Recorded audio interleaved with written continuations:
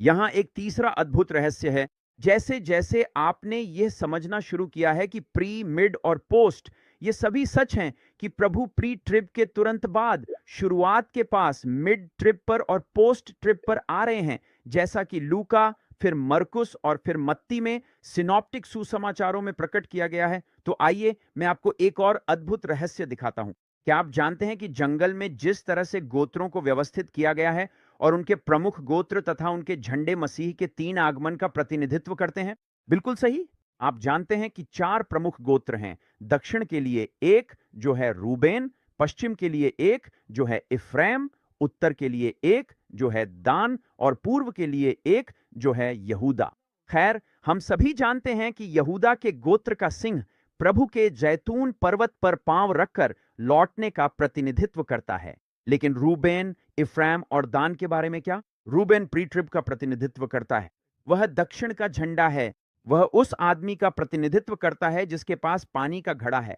हम इन झंडों और प्रमुख गोत्रों के बारे में गिनती की पुस्तक के अध्याय 2 में पढ़ते हैं। जाकर 4 प्रमुख गोत्रों के बारे में पढ़ें और फिर गिनती की पुस्तक अध्याय 24 पद 7 से 9 तक जाए और देखें कि वहां प्रभु के बारे में 3 आशीर्वाद हैं जिन्हें लोगों ने कभी नहीं अपनाया।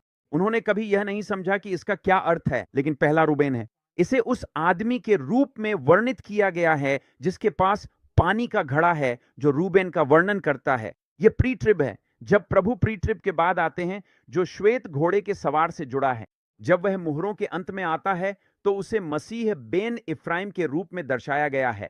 वह बैल के रूप में आ रहा है। वह बैल जो पश्चिम की ओर के ध्वज द्वारा दर्शाया गया है। तो दान का क्या? खैर, दान हम जानते हैं कि प्रभु अंत के दिनों में केवल 3 बार निकट आएंगे। तो दान का क्या? वह शैतान का प्रतिनिधित्व करता है।